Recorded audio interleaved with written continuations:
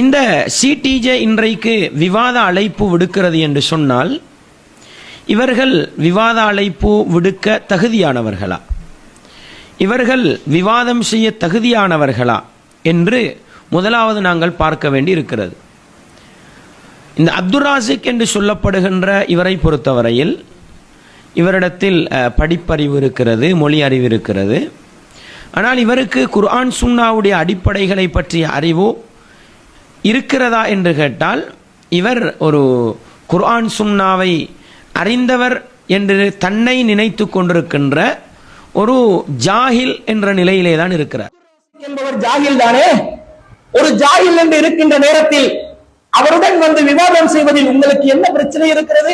அப்துல் ராசிக் என்பவர் உங்களுடைய பார்வையில் ஜாஹிலாக இருந்தால் உங்களுக்கு இலகுவாக வந்து அந்த ஜாஹிலை முறியடித்து விடலாமே. ஒரு ஜாஹிலாக இருக்கக்கூடிய ஒருவர் மக்கள் மன்றத்திலே குர்ஆன் சுன்னாவில் இல்லாத விஷயங்களை எல்லாம் சொல்லி வழிகெடுத்து விடுகிறார் என்ற ஒரு நிலை வருகின்ற நேரத்தில் ஆலிமாக இருக்கக்கூடிய உங்களுடைய கடமை தான் என்ன? எந்த ஜாஹில் மக்களை வழிகெடுத்துக் கொண்டிருக்கிறாரோ அந்த ஜாஹிலை விட்டும் மக்களை காப்பாற்றுவதற்காக உடனடியாக தானாக முன்வந்து களத்தில் குதித்து விவாதத்துக்கு அழைத்து அந்த ஜாஹிலை விவாத களத்திலே தோலுறுத்து காட்டும் கடமை உங்களுக்கு இருக்கின்றதா இல்லையா? உங்களுடைய பார்வையில் நாங்கள் ஜாஹில்களாக இருந்தால் உங்களுடைய கடமை என்ன? உடனடியாக வந்து இந்த ஜாஹிலுடைய கருத்துகளுக்கு மக்கள் சென்றுவிடக் கூடாது என்பதற்காக உடனடியாக வழிகேட்டை தோலுறுத்து காட்டுவது உங்கள் மீது சுமத்தப்பட்ட கடமை. நீங்கள் உண்மையான அல்லாஹ்வின் அழைப்பாளராக இருந்தால் இதை தான் நீங்கள் செய்திருக்க வேண்டும். ஆனால் நீங்களோ என்ன செய்கிறீர்கள்?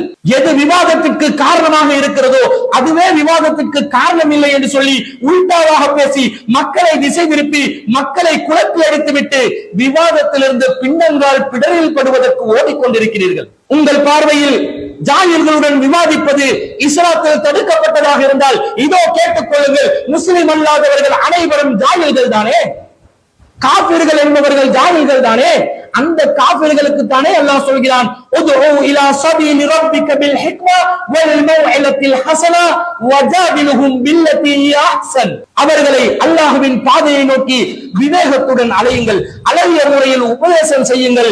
வஜாதிலுஹும் பில்லதி அஹ்ஸன், அவர்களுடன் அழகிய முறையில் விவாதம் செய்யுங்கள் என்று அல்லாஹ் தானே திருக்குர்ஆனிலே 16வது அத்தியாயத்தில் 125வது வசனத்தில் கட்டளையிட்டிருக்கின்றார். ஜாஹில்களுடன் விவாதம் செய்யுமாறு அல்லாஹ் சொல்லி இருக்கின்ற நேரத்தில் உங்கள் பார்வையில் நான் ஜாஹிலாக இருந்தால் நீங்கள் ஏன் விவாதத்திற்கு வராமல் இருக்கிறீர்கள்? இந்த குர்ஆன் வசனத்தை புரிந்து கொள்ளாமல் இருக்கக்கூடிய நீங்கள் தான் ஜாஹிலாக இருக்கிறீர்கள்.